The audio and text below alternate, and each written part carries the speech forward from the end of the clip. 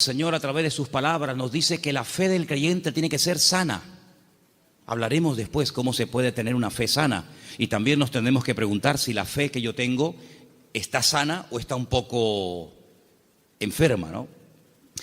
En Lucas 9:54 vamos a leer el primer texto, donde podemos ver a unos discípulos del Señor que lógicamente tenían fe, pero una fe muy extraña. Yo la he llamado una fe distorsionada. Escuchemos Lucas 9:54. Viendo esto, sus discípulos Jacobo y Juan dijeron: Señor, ¿quieres que mandemos descienda fuego del cielo como hizo Elías y los consuma? Unos discípulos del Señor le están proponiendo al Señor: Señor, ¿quieres que oremos para que caiga fuego del cielo y destruya a esta gente que no ha querido recibirnos? Y dice, ¿pero qué estáis diciendo?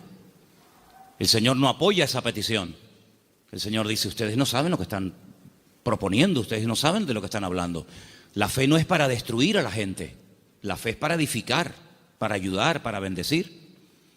Luego, esta gente tenía una fe distorsionada completamente. Y sería muy bueno que nosotros nos preguntáramos de vez en cuando qué tipo de fe tenemos. Porque vemos que estos discípulos tienen una fe muy grande, incluso hasta para proponerle al Señor, orar para que caiga fuego del cielo, como hacía el profeta Elías en varias ocasiones durante su ministerio, pero que no es ni el momento, ni el lugar, ni muchísimo menos la voluntad de Dios que se esté utilizando la fe para semejante barbaridad. Luego aquí vemos, sí, fe, pero una fe distorsionada. Hay un texto en 2 de Timoteo 1:5 que menciona otro tipo de fe, y es un texto en el que el apóstol Pablo reconoce que la fe de Timoteo no es como la que él va a mencionar a continuación. 2 de Timoteo 1:5. Trayendo a la memoria la fe no fingida que hay en ti, la cual habitó primero en tu abuela Loida y en tu madre Eunice, y estoy seguro que en ti también. Analizando este texto, encontré que hay más de 43 traducciones diferentes de este término griego que se ha traducido en la versión Reina Valera como fe no fingida. Pero hay otras Biblias que en vez de poner fe no fingida, dicen fe verdadera, sincera, fe sin mezclas, fe sin hipocresía, fe nacida del corazón, fe sin disimulo, sin engaño. Incluso hay una versión alemana que dice fe sin máscara. Es un término que se emplea en 6 ocasiones diferentes en el Nuevo Testamento, y hay un versículo en Romanos que dice que el amor tiene que ser sin fingimiento. Exactamente igual que la palabra que emplea Pablo a la hora de referirse a la fe. Entonces hay una fe fingida. Parece que tiene, pero a la hora de la verdad eso no se puede considerar una fe auténtica. Entonces estamos viendo cómo la Biblia menciona y habla de personas que en un momento determinado pueden tener fe, pero no es la fe sana de la cual queremos hablar en esta noche y cómo conseguirla. Entonces hemos visto una fe distorsionada, una fe fingida, que no era el caso de Timoteo. Tenemos también en Santiago 2:26 una fe que no sirve para nada. Lo dice literalmente el texto. Vamos a prestar atención. Santiago 2, versículo 26. Porque como el cuerpo sin espíritu está muerto, así también la fe sin obras está muerta. Fe sin obras. Hay fe, pero no hay obras, luego está muerta. No sirve para nada. Entonces hay gente que puede tener una fe aparentemente muy grande, pero no hay obras. Esa fe no produce nada. Por lo tanto, dice Santiago, es una fe muerta. Y lo muerto, pues ya me contarás para qué sirve. Absolutamente para nada. Ya hay 3 tipos de fe: distorsionada, una fe fingida, una fe muerta, y hay una fe que quisiera contar un poquito de quién se trata. ¿Os acordáis del joven rico? Un chico que dice que había guardado todos los mandamientos de la ley, era muy escrupuloso, moralmente impecable, pero él notaba que le faltaba algo. Y le pregunta al Señor: Señor, ¿qué tengo que hacer para heredar la vida eterna? Y el Señor le propone un estilo de vida diferente, le habla de que tiene que romper con ese espíritu de materialismo que lo domina, le habla de que tiene que guardar los mandamientos y él dice, yo todo esto lo he guardado. Luego vemos que muchos escribas y fariseos, incluido en el joven rico, eran personas de fe, pero era una fe religiosa, mecánica, Hay que orar, oramos. Hay que leer, leemos. Hay que ayunar, ayunamos. Hay que congregarse, me congrego. Pero el Señor no quiere que actuemos como si fuéramos máquinas, hermanos. Que no seamos como robots, que hacen las cosas, pero sin sentimiento, sin pasión, sin ganas, sin deseo. Las hacen, pero no hay vida en lo que hacen. Digamos que es una fe religiosa. Sin embargo, volvemos al texto de Tito capítulo 2, donde el apóstol Pablo dice que los creyentes tienen que tener una fe sana. Quédense con eso, una fe sana, que no está enferma, que no está distorsionada. No es una fe que llegamos incluso a tener fe en la fe, valga la redundancia. Conocen la película de la lámpara de Aladino, ¿no? Esa lamparita que la frotan, sale un genio y el objetivo del genio es cumplir los deseos de aquel que tuvo la suerte de encontrar la lámpara de Aladino. La fe no es la lámpara de Aladino. No tenemos que tener fe en nuestra fe. Dice el Señor, tened fe en Dios. ¿Cuántos dicen amén? Antes de ver las características y cómo se puede tener una fe sana, quiero llevarles a Mateo capítulo 8, donde vais a ver cómo el Señor sabe perfectamente qué nivel y qué calidad de fe tenemos. En Mateo capítulo 8, a partir del versículo 5, se relata la historia de una visita de Jesús a un pueblo llamado Cafarnaún, que significa el pueblo de Naún. Y en el versículo 5 dice que Jesús entró en Cafarnaún y vino a él un centurión, luego no es un judío, es un gentil. Y este centurión, que era una especie de capitán, viene rogándole y le dice, Señor, mi criado está postrado en cama, paralítico, gravemente atormentado. No es un hombre insensible, no es un hombre arrogante como la mayoría de los romanos de la época, es un hombre que viene pidiendo ayuda. Y viene pidiendo ayuda a un judío. Luego aquí hay un acto de humildad muy grande. Y le dijo el Señor, yo iré y le sanaré. Versículo 8. Respondiendo el centurión le dijo, Señor, no soy digno de que entre bajo mi techo.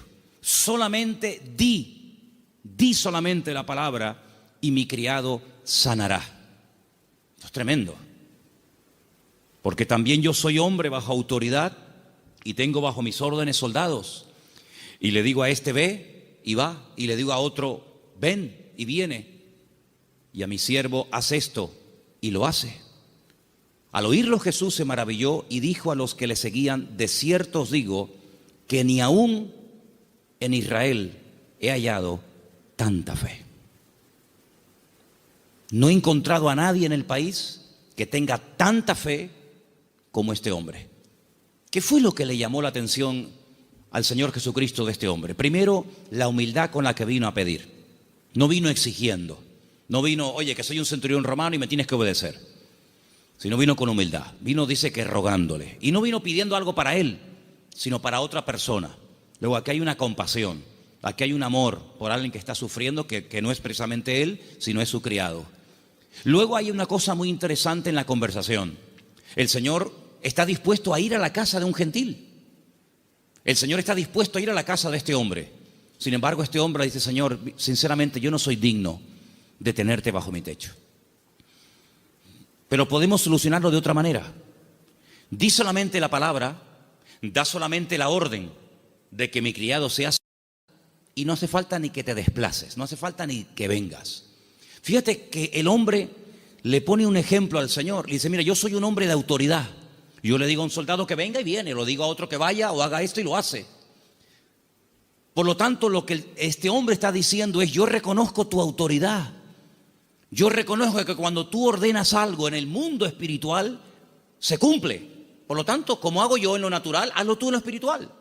Da la orden y automáticamente mi criado sanará. Él unió el poder de la palabra, la autoridad de la palabra del Señor, con una fe bien puesta y bien depositada con humildad en el Señor. Y claro, automáticamente recibió la respuesta. Entonces el Señor dice que en todo Israel no había encontrado a nadie que tuviera tanta fe, una fe tan grande, tan firme, tan madura como la de este hombre. Luego, por la forma como habló, por la forma como pidió y se comportó, el Señor se dio cuenta de que este hombre no tenía una fe normal y corriente, sino era una fe, amigo, de categoría. Sin embargo, en el mismo Evangelio según San Mateo, un poquito más adelante, en el capítulo 14, ahora las cosas cambian. Porque en el capítulo 14, a partir del versículo 22, dice la palabra del Señor lo siguiente: Jesús enseguida hizo a sus discípulos entrar en la barca e ir delante de él a la otra tierra, a la otra ribera, entre tanto que él despedía a la multitud. Despedida la multitud, subió al monte a orar aparte, y cuando llegó la noche estaba allí solo. Y ya la barca estaba en medio del mar, azotada por las olas, porque el viento era contrario. Más a la cuarta vigilia de la noche, como a las 3:30 de la madrugada, Jesús vino a ellos andando sobre el mar. Los discípulos, viéndole andar sobre el mar, se turbaron diciendo: ¡un fantasma! Y dieron voces de miedo. Pero enseguida Jesús les habló diciendo: tened ánimo, yo soy, no temáis. Entonces Pedro le respondió y le dijo: Señor, si tú eres, manda que yo vaya a ti sobre las aguas. Vamos a ver.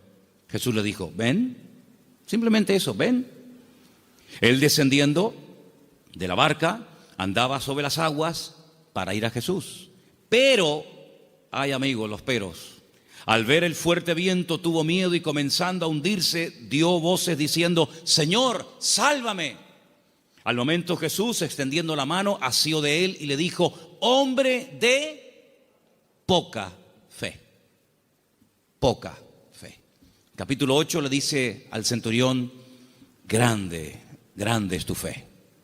Queda maravillado, queda impactado el Señor al ver el nivel de fe que tenía aquel hombre. Sin embargo, a este le dice: hombre de poca fe. Hay otro pasaje muy interesante en los evangelios, ustedes lo conocen perfectamente, donde Jesús está predicando en una casa. Dice la Biblia que fuera hay unos amigos de un paralítico que no pueden entrar. Conocen la historia, ¿verdad? Dice que se suben al techo, no se desaniman, no dicen: bueno, vengamos otro día, tal vez otro día ya no está. Nada los detiene, nada los frena. Descienden al paralítico entre ellos, y dice la Biblia literalmente: al ver Jesús la fe de ellos. No habla de la fe del paralítico. Al ver Jesús la fe de ellos, le dijo al paralítico, y todos conocemos el resto de la historia. Luego, tal vez nosotros no podemos ver la fe, ni siquiera la nuestra, pero el Señor sabe perfectamente qué nivel de fe tenemos. La fe que tenemos que tener no es una fe cualquiera. No es esa fe que creemos que es una especie de, como dije antes, de lámpara de Aladín o de llave maestra que todo lo puede y todo lo abre. No. Tiene que ser una fe sana. Pero ¿cómo se llega a tener esa fe sana? ¿Cuáles son las características de una fe sana verdaderamente en el Señor? Vamos a ver la primera característica que tiene que tener una fe sana. Primera de Pedro, capítulo 1, del 3 al 9. ¿Lo tienes, Vanessa? Vamos a prestar atención a Primera de Pedro 1, del 3 al 9. Bendito el Dios y Padre de nuestro Señor Jesucristo, que según su grande misericordia nos hizo renacer para una esperanza viva por la resurrección de Jesucristo de los muertos, para una herencia incorruptible, incontaminada e inmarcesible, reservada en los cielos para vosotros, que sois guardados por el poder de Dios mediante la fe para alcanzar la salvación que está preparada para ser manifestada en el tiempo postrero, en lo cual vosotros os alegráis, aunque ahora, por un poco de tiempo, si es necesario, tengáis que ser afligidos en diversas pruebas, para que sometida a prueba vuestra fe, mucho más preciosa que el oro, el cual, aunque perecedero, se prueba con fuego, sea hallada en alabanza, gloria y honra, cuando sea manifestado Jesucristo, a quien amáis sin haberle visto, en quien creyendo, aunque ahora no lo veáis, os alegráis con gozo inefable y glorioso, obteniendo el fin de vuestra fe, que es la salvación de vuestras almas. Amén. ¿Os dais cuenta? La primera característica de una fe sana es que tiene que ser probada. Si no quieres tener una fe probada, jamás sabrás qué tipo de fe tú tienes. Mientras no hay problemas, no se sabe si verdaderamente tú eres una persona madura o inmadura. No se sabe. Es como cuando antiguamente te entregaban la cartilla cuando terminabas de hacer el servicio militar y te ponían comportamiento, bueno, malo, excelente, regular, lo que fuera, disposición a la hora de actuar o en fin, las distintas, digamos, no materias, sino las distintas características que se pretendía o se suponía que había en un soldado. Generalmente, a menos que fuera tiempo de guerra, el apartado del valor se dejaba en blanco, porque no hubo ocasión de mostrar el valor. La obediencia sí, la fidelidad, la puntualidad, digamos la uniformidad, pero el valor era una casilla que se dejaba en blanco. Ahora, si hay una guerra, si te tienes que jugar la vida, si tienes que salir a campo abierto, entonces se sabe si ese soldado tenía o no tenía valor. Con la fe es exactamente igual. Si no hay pruebas, pues sí, tengo fe. Pero amigo, y cuando llegaron las pruebas, ¿cómo reaccionó usted ante el primer problema que le vino después de conocer al Señor? Porque nosotros reaccionamos de una manera antes de conocer al Señor que no puede ser la misma después de conocer al Señor. ¿Cómo, por ejemplo, reaccionó Job? Job no era judío, Job era un gentil, pero tenía tan clara su confianza y su fe en el Señor que después de las pruebas aún estaba mejor que antes de las pruebas. Antes de las pruebas era un hombre rico, la vida le sonrió, tenía hijos, matrimonio que funcionaba perfectamente, aparentemente, tierras, criados, prestigio, casas, un patrimonio increíble y no había ningún problema. El Señor permitió, porque todo lo permite el Señor, que las cosas comenzaran a ir de diferente manera. Perdió en una semana a todos los hijos, no a uno, a todos, los varones y las hembras. Perdió todos los animales, eso era una tragedia en aquel tiempo. Las cosechas se le pudrieron, la mujer se le volvió en su contra, él cayó enfermo, las casas se le derrumbaron, los amigos, ni te cuento. Si uno dice, bueno, pero ¿dónde está Dios en todo esto? Nunca estuvo Dios más cerca de Job que cuando era probado. Cuando más cerca Dios estuvo de Job y cuanto más cerca Job estuvo del Señor fue en el tiempo de la prueba. En ningún momento se quejó. Argumentó, habló con el Señor, todo lo que tú quieras, pero en ningún momento claudicó y dijo, no merece la pena, no sirve de nada llevar una vida íntegra, llevar una vida de santidad, porque al fin y al cabo, mira, estoy pasando lo peor que los que no creen en ti, Señor. Al final, cuando termina todo aquel ciclo de pruebas tremendas, que no sabemos exactamente cuánto tiempo duró, él dice cosas tremendas. Él dice, yo de oídas te había oído, pero ahora mis ojos te ven. Ahora es cuando yo verdaderamente he conocido qué tipo de Dios, qué naturaleza es la de mi Dios. Ahora he experimentado la fidelidad de Dios. Ahora he experimentado la sanidad del Señor. Ahora he experimentado el consuelo del Señor. Y por eso, claro, él dice esa famosa leyenda, esa famosa frase, aunque Dios me mate, lo voy a seguir adorando, porque yo sé que mi Redentor está vivo. Entonces las pruebas no lo destruyeron, al contrario, lo fortalecieron de tal manera que al final él tiene que orar por los demás y nadie por él, porque solamente venían a cuestionarle, a criticarle, a poner el dedo en la llaga y bueno, a decir todo tipo de barbaridades. Por lo tanto, la fe sana, la fe verdadera, tarde o temprano, ha de ser probada. Y dice la Biblia que la actitud que tenemos que tener ante las pruebas es de gozo. No es encima, ¿sí? Encima. Tener por sumo gozo cuando os halléis en diversas pruebas, sabiendo que la prueba de vuestra fe produce paciencia. Porque una fe, para que sea sana, tiene que tener un ingrediente indispensable y es paciencia. La fe sin paciencia puede convertirse en temeridad. Y tú dices, pero la fe tiene que ir acompañada de paciencia. Hombre, claro, si no se termina convirtiendo en desesperación. No entiendo nada. Oro, pido con fe y no recibo. ¿Pero cómo es esto? Entonces, si no va acompañada del ingrediente de la paciencia, al final terminas desesperándote porque crees que no tienes fe, que has cometido un pecado, que te han hecho algo malo, etcétera, etcétera, y comenzamos a decir tonterías, y toda tontería, toda queja, todo lamento que salga de nuestros labios lo que hace es que va deteriorando, enfermando, debilitando cada vez más la fe. Y en vez de ser una fe sana, es una fe pero enferma. Entonces vemos que la característica de una fe sana es que ha sido probada por el fuego. Es interesante notar que hay un momento en el que el Señor le dice a Pedro: Pedro, Satanás ha venido para pedirme permiso porque os quiere zarandear como al trigo. Eso es una revelación de parte del Señor, porque en ningún momento encontramos en los evangelios a Satanás hablando con Cristo pidiéndole semejante cosa. Eso es una revelación que el Señor contó.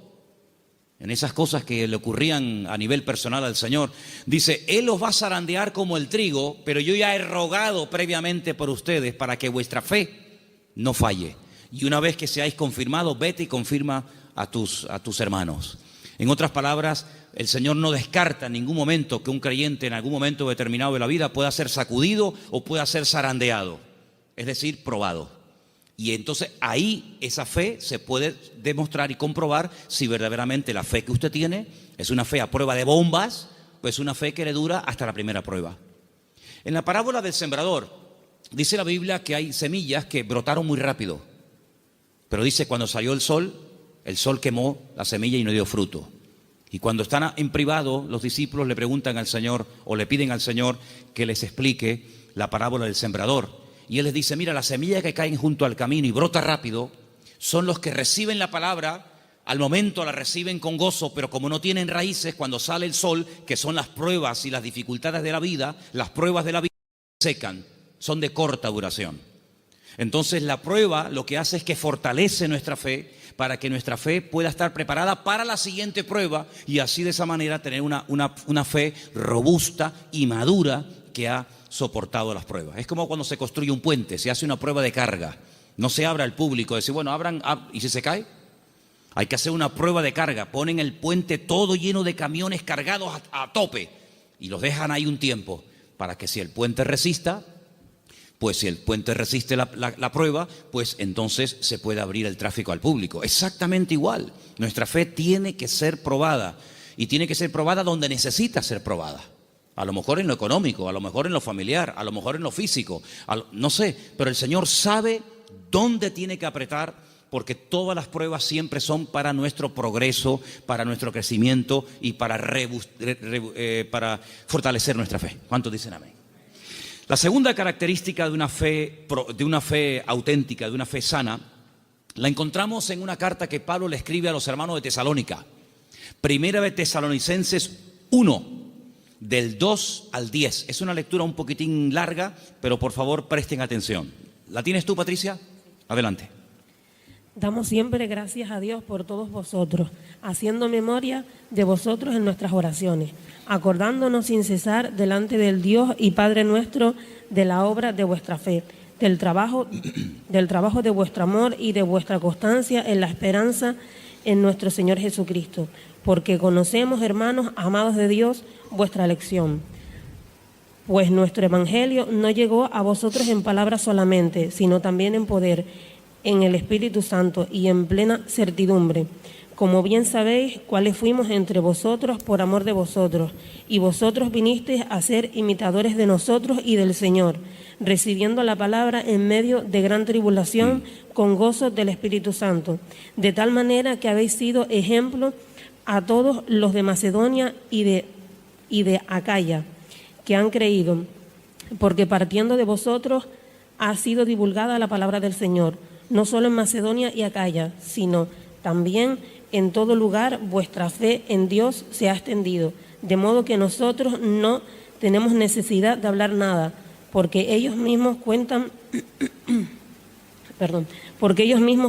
de nosotros la manera en que nos recibisteis y cómo os convertisteis de los ídolos a Dios para servir al Dios vivo y verdadero y esperar de los cielos a su Hijo, al cual resucitó de los muertos, a Jesús, quien nos libra de la ira venidera. Amén. La iglesia de Tesalónica, desde el primer momento, fue una iglesia muy perseguida, muy perseguida. No todas fueron así, pero una de las características de esa congregación es que desde el primer momento los creyentes fueron perseguidos. Hermanos perdieron la vida. Llegó un punto que la presión era tan tremenda, que comenzaron a pensar si a lo mejor ya había comenzado hasta la gran tribulación. Fíjate lo que te digo. Y por eso Pablo tiene que escribirles varias cartas y alentar y animar a los hermanos y aclararles que todavía ese tiempo no ha comenzado, y les alienta y les anima a decir: hermanos, seguir adelante, el Señor aún no ha venido, el tiempo de angustia de Jacob, la gran tribulación aún no ha comenzado. Y Pablo pone doctrina encima de la mesa para que ellos sepan que lo que está pasando no es todavía lo que está profetizado para los últimos tiempos, ¿verdad? Y una de las cosas que el apóstol Pablo reconoce de la iglesia es que la fe de la iglesia, la fe de los hermanos de la ciudad de Tesalónica, no se quedó encerrada entre cuatro paredes, sino que los creyentes no habían perdido el valor de testificar a los que no conocían al Señor. Ellos se habían convertido, como dice ahí, hemos leído, de los ídolos. Habían sido gente idólatra, politeísta, y habían dejado esa vida de desorden, de idolatría, para convertirse al Dios vivo y verdadero. Pero la conversión de ellos, la fe de ellos depositada en el Dios vivo y verdadero, no era algo que se hacía a escondidas, sino algo que ellos querían que se difundiera. De tal manera que Pablo llegaba a ciertas y determinadas poblaciones, y la gente en esos lugares daban testimonio de lo que los hermanos de Tesalónica estaban pasando y cómo la fe de ellos se había extendido. Y esto es muy importante, hermanos. Esto es muy importante porque en un momento tenemos un encuentro inicial con el Señor. Nos encontramos con el Señor, entendemos el propósito de la salvación, de la venida de Cristo. Pedimos perdón por nuestros pecados, lo aceptamos como nuestro Señor y Salvador personal. Muy bien, pero ¿y ahora? Ahora se tiene que extender nuestra fe. Tenemos que divulgar nuestro testimonio, nuestra esperanza en el Señor, porque no todo el mundo tiene la misma fe. No todo el mundo ha tenido la misma experiencia que tú has tenido, y por eso es muy importante que abramos la boca para que podamos decir a la gente: oye, que hay una esperanza, que hay un remedio, como vimos el domingo, que hay un camino, una verdad y una vida.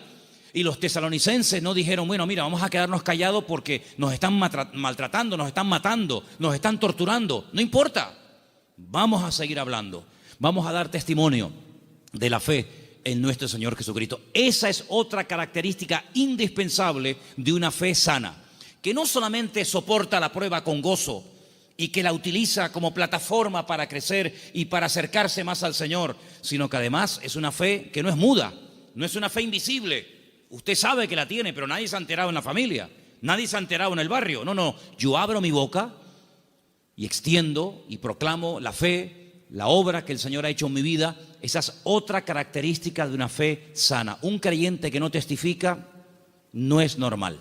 No es creyente que un creyente que tiene el gozo del Señor y que ha pasado de muerte a vida, pasen los días, las semanas y se le pase la vida y no comparta su fe y su testimonio con nadie. Eso no es una fe sana, es una fe enferma.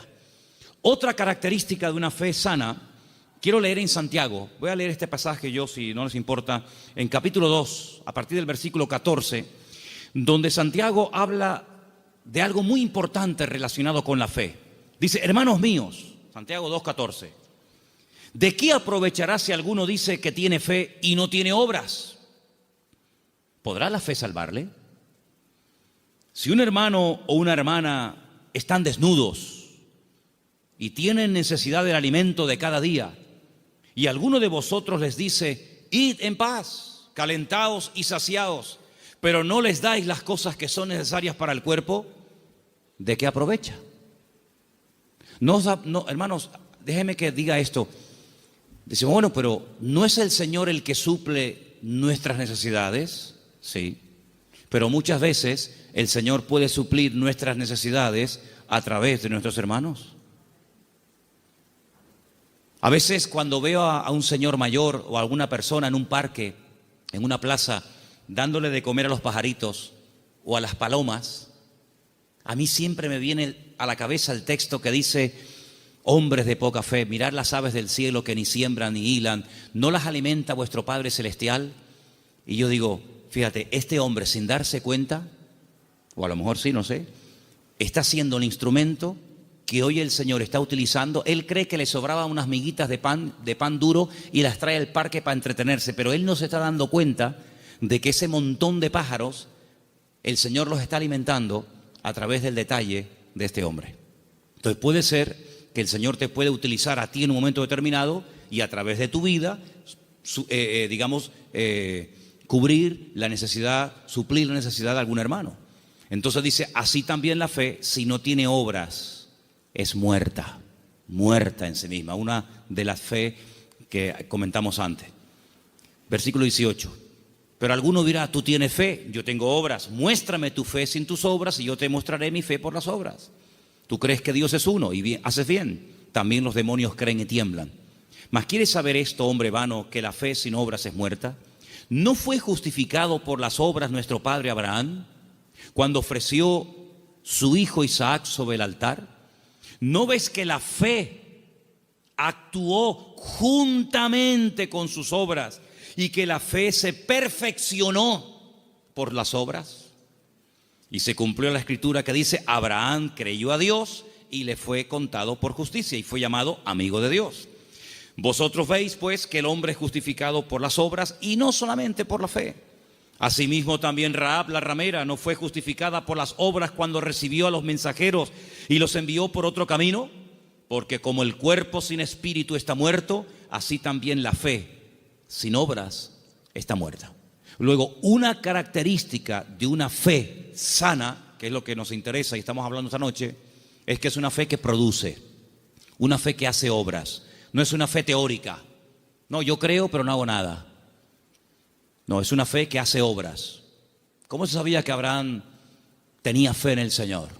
Bueno, pues yo estaba justamente leyendo hoy ese pasaje y dice la Biblia que este hombre viaja desde el sur de Israel, desde una ciudad llamada Beersheba, recorre todo el desierto del Negev, llega hasta el monte Moria, allí en Jerusalén, y antes de llegar deja a unos criados y le dice, bueno, guárdeme aquí el asno, el burrito, que dice, iremos, adoraremos y volveremos. Y a veces seguimos leyendo el pasaje y nos olvidamos de decir, no, espérate un momento, mira lo que acaba de decir. Iremos, adoraremos y volveremos. Pero ¿cómo dice volveremos si Abraham sabe que tiene que subir al monte Moria y sacrificar, es decir, matar a su hijo Isaac? Dirás en todo caso, volveré. La Biblia dice que Abraham tenía tanta fe en el Señor que creía que si mataba a su hijo Isaac, el Señor se lo podía resucitar y volverlo a tener con él. Y en cierto sentido, eso fue lo que pasó. No lo mató, sabemos el resto de la historia, pero él en su corazón lo había sacrificado antes de subir al monte Moria. ¿Se da cuenta? Pero la fe de Abraham no quedaba simplemente en un acto de obediencia, sino que iba mucho más allá. Bueno, yo lo mato, yo lo sacrifico porque al fin y al cabo es lo que Dios, mi Señor, me ha pedido. Pero creo que Él me lo puede dar de entre los muertos. Y es que nunca nadie había resucitado, hermanos. Él no puede decir, no, es que ya resucitó fulanito de tal. No había resucitado nadie. ¿Cómo sabía Abraham que el Señor podía resucitar muertos? Porque Abraham conocía a Dios. Y la fe auténtica, la fe sana, no es una fe ciega, no es una fe irracional, es una fe basada en hechos, en realidades. ¿Y qué mejor realidad que conocer a Dios y conocer su palabra? Yo dije en una ocasión que hubo un momento en nuestra vida en los que creímos en un Dios que prácticamente no conocíamos. Cuando nosotros la primera vez aceptamos al Señor, ¿qué sabíamos del Señor? Pues muy poca cosa. No conocemos hoy nosotros al Señor mejor que hace años atrás cuando lo conocimos o lo recibimos en nuestro corazón, ¿sí o no? Por supuesto que sí. En aquel momento fue un acto de fe. Yo necesité fe, créame, yo particularmente, yo no sé usted, pero yo necesité mucha fe porque yo no creía en Dios. No creía en Dios, sencillamente. Para mí no existía. Y yo necesité que Dios me diera fe para poder creer en Él. Pero créanme, hermanos, y lo digo con toda sinceridad, yo hoy en día no necesito fe para creer en Dios. Yo es que sé que Dios existe. La fe se necesita para creer en lo que usted tal vez no ve o no ha recibido y tiene fe de poder recibirlo, pero yo no necesito fe para creer en mi Padre. Yo no necesito hoy por hoy fe para creer si este libro es o no es la palabra de Dios. Es que yo sé que es la palabra de Dios. Por lo tanto, la fe tiene que ir en aumento, tiene que ir creciendo, tiene que ir madurando. Y por eso, amados hermanos, hay momentos en los que en la vida de ciertos y determinados personajes los milagros tenían que verse muy asiduamente, un poco como para sacudirlos y para provocar la fe en ellos. Pero hay un momento en nuestra vida en los que prácticamente ya no necesitamos tantos milagros cada día, porque el hecho de que el Señor sea mi Señor, ya para mí eso es más que suficiente, y sé que todo lo demás vendrá por añadidura. ¿Cuántos dicen amén? Hay gente que continuamente le pone pruebas al Señor. Señor, ¿será tu voluntad esto? Señor, ¿será tu voluntad lo otro? Señor, voy por aquí, Señor, voy por allá. Bueno, pues si constantemente le tienes que estar poniendo pruebas a tu Dios, es porque no lo conoces mucho. Porque si tú sabes que a tu marido no le gustan las lentejas, no sé si hay algún marido, perdón si alguien se sienta aludido, pero si tú sabes que a tu marido no le gustan las lentejas, no dices, se las voy a poner a ver si le gustan o no le gustan. Ya te ha dicho de todas las formas que no le pongas lentejas que no le gustan. Por lo tanto, como ya lo sé, no se las pongo. Pero yo sé que lo que le gusta es el potaje de berros. Entonces, en la medida en la que tú conoces a tu marido, a tu esposa o a tu hijo, a quien sea, tú te comportas de una forma diferente con él o con ella, ¿sí o no?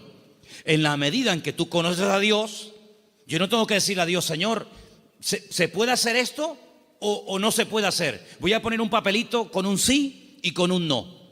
Soplo y el que se quede en la mesa, no hace falta jugar a eso, porque yo ya conozco a mi Dios y yo sé lo que le gusta y lo que no le gusta. Leía en el día de ayer algo tremendamente interesante. Dice Pablo, es que la ley no fue dada para el justo. La ley fue dada para el homicida. La ley fue dada para el que no conocía a Dios y tienes que decirle todo, le tienes que contar todo. Pero José nunca leyó la Biblia.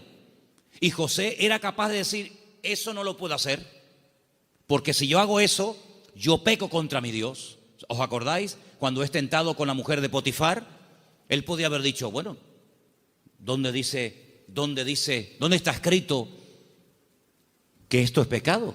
No estaba escrito por ninguna parte, pero es que él conocía a Dios. Y cuando una persona conoce a Dios, aunque no tenga mucho conocimiento de la Biblia, conoce más del Dios de la Biblia que de la Biblia del Señor y sabe perfectamente discernir y dice, esto no es de Dios, esto no es del Señor. Porque el que conoce al Señor, dice la Biblia, hay un texto muy bonito que dice, el pueblo que conoce a su Dios se esforzará. Y nosotros, amados, queridos hermanos, no dejamos de pecar por miedo al castigo, sino no pecamos por temor a Dios, por respeto al Señor, que es muy diferente. Amén.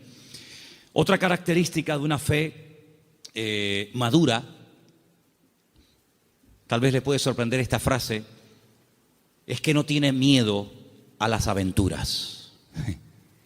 En Génesis capítulo 12, quiero que vean este pasaje conmigo. Génesis capítulo 12, versículo 1. Hay una palabra aquí muy bonita que la hemos leído en muchas ocasiones. Dicen que el padre de Abraham era, ¿cómo se llamaba el padre de Abraham? Hola.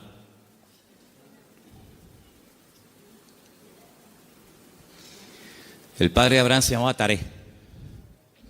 Y cuenta la leyenda que el padre de Abraham, Taré, podía ser una persona muy importante en el ejército de Nimrod.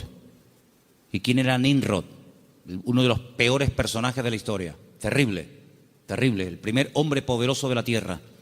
Un tipo de anticristo, para que me entendáis. Un hombre idólatra, un hombre tremendo.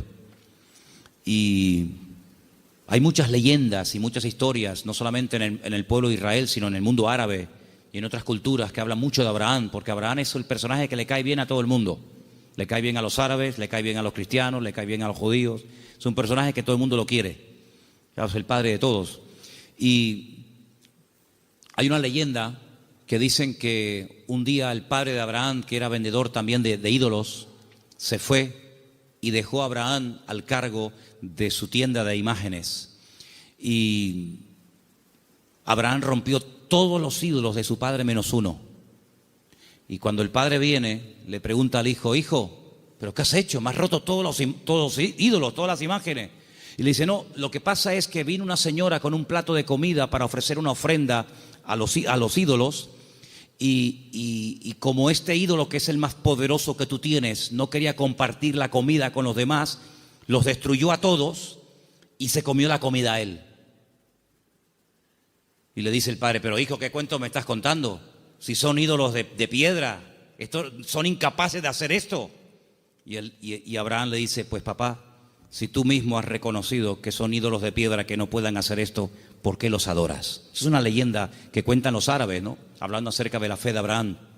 Pues este hombre, cuando vivía en aquella tierra, versículo 1, Génesis 12:1, dice: el Señor le había dicho. Fíjate el tiempo del verbo. No está llamando el Señor ahí a Abraham. Dice: ya le había dicho. Es como: oye, que ya te he dicho, ya te lo dije el otro día, te lo estoy recordando. Ya el Señor le había dicho a Abraham. ¿Qué le había dicho? Vete de tu tierra, de tu familia o parentela, de la casa de tu padre, a la tierra que yo te mostraré. Fíjate que el primer verbo está en pasado y el último está en futuro. Ya le había dicho el Señor: a la tierra que yo te mostraré. ¿A dónde voy? No lo sé, yo te lo mostraré, ya te lo diré. Pero hay una promesa, entre el cumplimiento de la promesa y la obediencia, hay una palabra muy interesante. Dice: yo haré de ti una nación grande. Te bendeciré, te engrandeceré. Engrandeceré, serás bendición. Bendeciré a los que te bendigan, y a los que te maldijeren, maldeciré. Serán benditas en ti todas las familias de la tierra. Y se fue Abraham como el Señor lo había dicho. Entonces vemos que este hombre, en base a una promesa, en base a una orden de parte del Señor, él emprende una aventura. Y por eso este punto que he dicho, que para tener una fe sana, uno tiene que estar dispuesto a correr aventuras con el Señor. No podemos tener todo bajo control.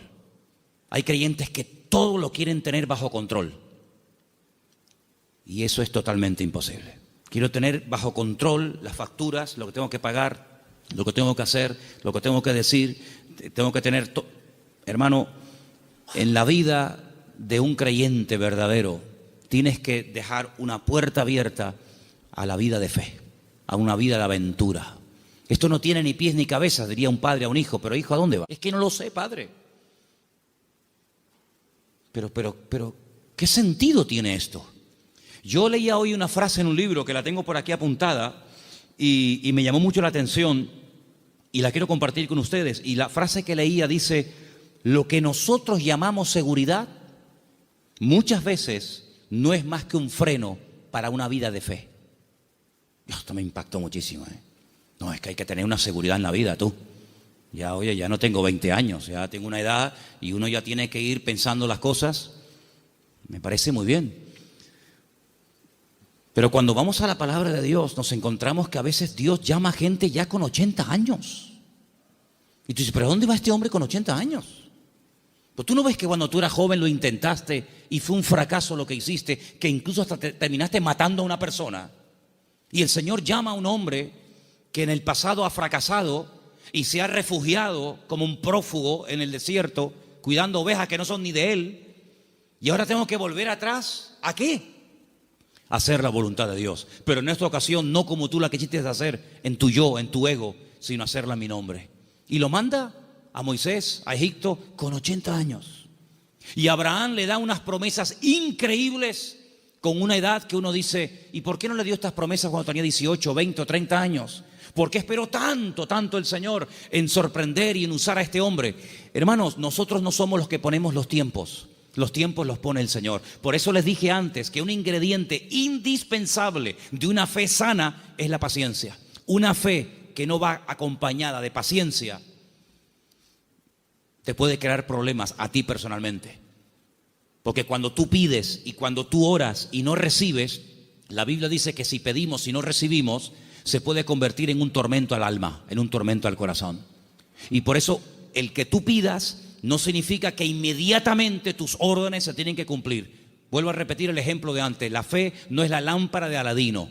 Encomendamos al Señor nuestra vida, nuestras situaciones, confía en Él y Él hará, decía el Salmo 37, ¿os acordáis? Entonces, una fe sana tiene que ser probada, tiene que extenderse, no puede quedar ahí reducida, anclada, encerrada herméticamente en tu vida. Es una fe que produce obras, es una fe que es que por lo que haces se nota que tiene fe.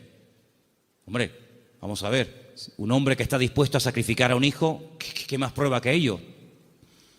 Cuando le dice el Señor a ese hijo el día de mañana, quédate en Beersheba y siembra en el desierto, y este hombre siembra en el desierto y no cuestiona a Dios diciendo, oye, pero ¿cómo que siembra en el desierto? Esto es un disparate, es una locura. ¿Cómo voy a sembrar la semilla? ¿Cómo voy a sembrar semillas en arena? Y el hombre lo hace y Dios lo prospera, ¿verdad? Vemos en la Biblia que hay momentos en los que Dios le dice a la gente, oye, ¿tú estás dispuesto a ir en contra de la corriente? ¿Tú estás dispuesto a hacer lo que yo te diga, aunque aparentemente sea un disparate? A ese tipo de vida no tenemos que cerrarnos. Yo no digo que tengas que ir por ese camino toda tu vida, pero no descartes la posibilidad de que en un momento Dios te lleve la contraria. ¿Puede el Señor llevarnos la contraria? ¿Puede el Señor sorprendernos a estas alturas? Quiero decirles algo que llevo tiempo queriendo decirlo y siempre se me olvida. Siempre se me olvida. Cuando llego a casa digo, pero si yo vine de Galicia y quería decirles esto y todavía no se lo he dicho. Ahora me acaba de venir a la cabeza y se lo voy a decir. Fui a predicar un día a una iglesia en Galicia. No voy a decir ni el sitio porque sabe Dios a dónde llegan estas predicaciones. Fui a predicar a un lugar y el pastor de esa iglesia, que llevaba ya mucho tiempo al frente de esa congregación, me dice que se va a ir a otra ciudad, a empezar otra iglesia. Digo, muy bien. Y él sigue hablando y me dice, es que esta iglesia en la que yo ya he estado años, yo creo que ya ha dado todo lo que tenía que dar. Hemos hecho evangelismo, hemos hecho retiros, hemos hecho campamentos, hemos hecho vigilias, y yo creo que esta iglesia ya ha dado todo lo que tenía que dar y voy a comenzar en otra parte. Y cuando yo llegué a casa y comencé a pensar en lo que este hermano me había dicho, es un buen hombre, es un buen pastor, no estoy hablando de un pseudo pastor, estoy hablando de un hombre de Dios. Pues yo dije, Señor, es interesante en la vida porque en la vida tiene que saber uno hasta dónde tiene que llegar. La Biblia nos enseña que el sueño de Moisés era entrar a la tierra prometida. El Señor dijo, no, hasta aquí llegaste, amigo. Pero no voy a cruzar el Jordán, no, es que soy Moisés, me da igual. Yo si quieres te enseño la tierra, pero aquí se acaba tu vida, amigo. A partir de ahora le pasas el relevo a Josué. Y vemos que Moisés no entró en la tierra prometida. Y tan grave fue lo que hizo, aparentemente delante del Señor fue gravísimo, para no dejarlo entrar, tú imagínate, ¿verdad? Vemos por ejemplo a David. ¿Cuál era el sueño de David? El sueño de David era levantarle un templo a Dios. Ese era el sueño de David. ¿Se lo había pedido el Señor? No. De hecho el Señor le dice a través del profeta Natán, le dice,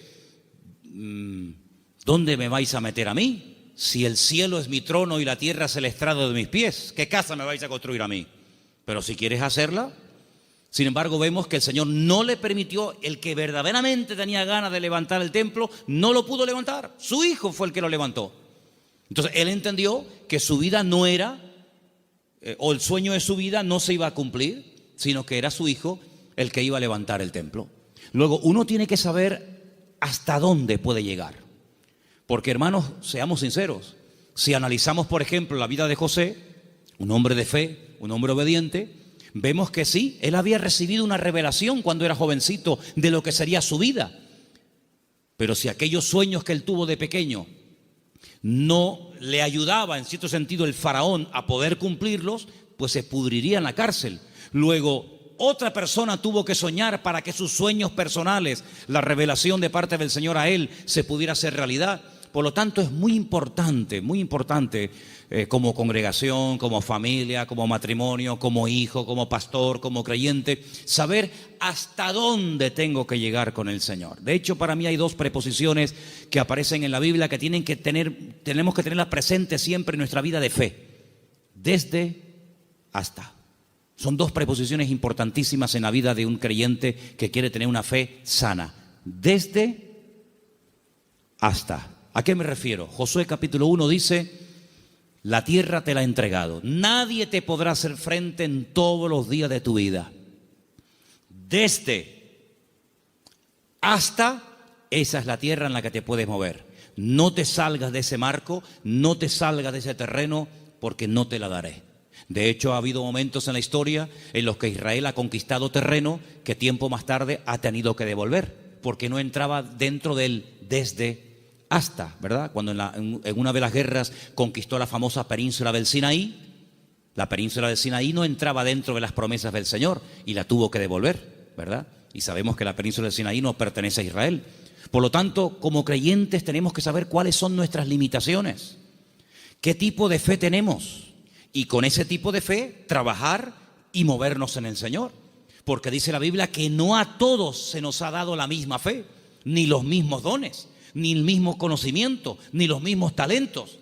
Por lo tanto, cada uno tiene que, dice, examinarse a sí mismo y decir, bueno, a mí el Señor no me ha llamado a predicar, pero así a mí el Señor sí me ha llamado a servir o a colaborar. Tal vez el Señor a mí no me ha llamado al ministerio musical, pero me ha llamado o me ha capacitado o me estoy preparando para el ministerio de enseñanza o para el ministerio, digamos, para otras culturas. Cada uno de nosotros tiene que examinar su fe y ver a sí mismo qué estás haciendo con el nivel de fe que tú tienes. Hay una característica que yo quisiera que leamos algunos versículos. No sé si lo tienen ustedes ahí, Patricia. Hebreos 11, ¿sí? Del 8 al 10. Porque antes dije algo que quiero que te lleves esta tarde grabado en tu corazón. Incluye la paciencia en tus oraciones. Incluye la paciencia en tu fe. Si no incluyes la fe, la paciencia en la fe que tienes, lo puedes pasar mal, porque va a haber un momento en el que te vas a pelear con Dios, te puedes desanimar, porque dices, Señor, estoy orando con fe, estoy orando conforme a tu voluntad y no veo resultados, pero es que la fe tiene que ir acompañada de la paciencia. Vamos a leer dos textos y con ellos terminamos. Hebreos 11, del 8 al 10, por favor. Por la fe, Abraham, siendo llamado, obedeció para salir al lugar que había de recibir como herencia, y salió sin saber a dónde iba. Por la fe habitó como extranjero en la tierra prometida, como en tierra ajena, morando en tiendas con Isaac y Jacob, coherederos de la misma promesa, porque esperaba la ciudad que tiene fundamentos, cuyo arquitecto y constructor es Dios. Esperaba en esa búsqueda, esperaba la ciudad cuyo arquitecto y fundador es Dios. Ahí el verbo está en un imperfecto progresivo. Es decir, espero, pero no de brazos cruzados, a ver qué pasa. No, espero y me muevo en esa espera. ¿Me explico? Me muevo en fe. Aún no he recibido lo prometido. ¿Estará aquí la ciudad cuyo arquitecto y fundador es Dios? ¿Está aquí? ¿No? Vámonos para allá. Y se iba a otro lugar, acampaba. Yo lo que busco es la ciudad que ha construido mi Dios. Una ciudad firme, estable. Vivo en tiendas de campaña, pero no importa, yo estoy buscando una ciudad que tiene fundamentos. Pasaba un tiempo, aquí no es. Bueno, dice la Biblia, y esto es un misterio tremendo, que dice que la llegó a ver. La llegó a ver y la saludó, como diciendo, algún día yo estaré allí. Yo les dije una vez que a mí me llamó muchísimo la atención, porque esto es algo que dice el Nuevo Testamento. Esto no lo dice el Antiguo Testamento. La Biblia no dice en el Antiguo Testamento en ninguna parte que Abraham buscaba la ciudad cuyo arquitecto y fundador es Dios. Eso no lo dice en ninguna parte. Eso lo dice el Nuevo Testamento en la carta a los Hebreos. Luego hay una transmisión oral, cosas que se contaban de padres a hijos, de generación en generación, que no están escritas en la Biblia, pero que llegaron hasta los tiempos del Señor Jesucristo, y el que escribió la carta a los Hebreos, que puede ser Pablo, Apolo, Lucas o quien fuera, él, inspirado por el Espíritu Santo, dice en la carta, si fuera mentira, Dios no le hubiera permitido que lo escribiera, que Abraham lo que en el fondo buscaba no era agua en el desierto, lo que él buscaba era una ciudad cuyo arquitecto y fundador es Dios. Y tú dices, ¿qué ciudad es esa? ¿Qué ciudad es? ¿Una ciudad que ha hecho Dios? Bueno, yo solamente conozco una. ¿Cuál es? Pues la Nueva Jerusalén, ¿sí o no? No hay otra. Bueno, pues cuando hemos ido muchas veces a Israel, en el famoso Museo del Templo, pues resulta que al principio ustedes saben que hay unas habitaciones que te van explicando la historia de la Biblia con unos cuadros gigantes, unos cuadros enormes. No dejan sacar fotografías, no dejan hacer películas, pero bueno, yo lo tengo aquí grabado en mi cabeza. Y hay un cuadro enorme que yo me quedé mirando, digo, esto es increíble, ¿eh? Se ve. Son allá, claro, ya Isaac no era un niñito de 4, Isaac tenía entre 35 y 40 años cuando va al monte Moria con su padre. Algunas veces la gente se imagina que ven mi niño, ven bonito, ven, ponte aquí. No, Isaac era un hombre ya hecho y derecho. Y lo pone sobre el altar y se ve el altar de piedras con Isaac amarrado de pies y de manos. En el fondo se ve unas zarzas con un carnero allí enroscado. Se ve a Abraham con el puñal en alto, pero él está mirando al cielo y es a lo que voy. Y se ve en el cielo el templo de Jerusalén, todo como si fuera de oro. Se ve el templo y Abraham mirando el templo de Jerusalén. Por eso los judíos dicen que lo que Abraham vio en el monte Moriah fue el futuro templo de Jerusalén. Y ese es el monte donde se construyó el templo de Jerusalén. Y yo, cuando miraba aquello, digo, pero si los judíos no leen el Nuevo Testamento, si los judíos tienen prohibido leer el Nuevo Testamento, ¿cómo saben ellos que Abraham allí en aquel sitio, según la versión judía, él vio el templo de Jerusalén? Y yo en el Nuevo Testamento veo que Abraham lo que vio fue la nueva Jerusalén. Bueno, algo se tuvo que transmitir a lo largo de la historia, de boca en boca, ¿verdad? De generación en generación, que llegó hasta los tiempos de la carta de los Hebreos, donde vemos que Abraham vio algo y dice que la vio. Entonces, amados hermanos, el nivel de fe de Abraham era algo tan espectacular que ¿cómo va a tener el temor de sacrificar a un hijo cuando sabe que Dios se lo puede resucitar? ¿Cómo va a tener el temor de dejar la herencia de su padre y quedar totalmente desheredado a la hora de salir del hogar cuando él sabe perfectamente lo que Dios le está prometiendo? La fe no tiene lugar a la duda. La fe es certeza, la fe es convicción. Ahora, si yo tengo un buen trabajo, pongamos un ejemplo sencillo de entender. Si yo tengo un buen trabajo, gano bien, estoy contratado fijo, tengo mis pagas, ya tengo una antigüedad, etcétera, etcétera, me va bien, me encuentro a gusto, y de repente me ofrecen otro trabajo, una de dos. O el que me ofrecen tiene que ser 1000 veces mejor que el que tengo, o no tiene ningún sentido que yo deje este buen trabajo por un trabajo que en el fondo no sé si me van a pagar, si no me van a pagar, si tienen solvencia, si no tienen solvencia, si estos van serios, si estos van broma. ¿Tú sabes lo que significó dejar todo? Papá, que me voy. ¿Pero te vas a dónde? No sé. ¿Y por qué? Es que Dios me llamó. ¿Pero qué Dios te llamó? Era una aventura, era un disparate. Pero un disparate para el hombre que tiene una fe enferma. Un disparate para el hombre que se pone encima de una mesa y empieza a sacar cálculos y saca la calculadora y dice, esto es un disparate, esto no va a funcionar bien, esto no tiene ni pies ni cabeza. Para el hombre natural, dice la Biblia, que las cosas de Dios son un disparate, son locura. Pero para el hombre que tiene el Espíritu de Dios, dice que la fe te permite, hay distintos niveles, ¿verdad? Hay un momento en el que la fe, si crece, si madura, si se extiende, una fe probada, etcétera, te permite ver por la fe y llamar las cosas que no son como si ya fuesen. Tú imagínate que yo mañana llego aquí y les digo, hermano, a partir de ahora me llamo Daniel, ya no me llamo Manolo.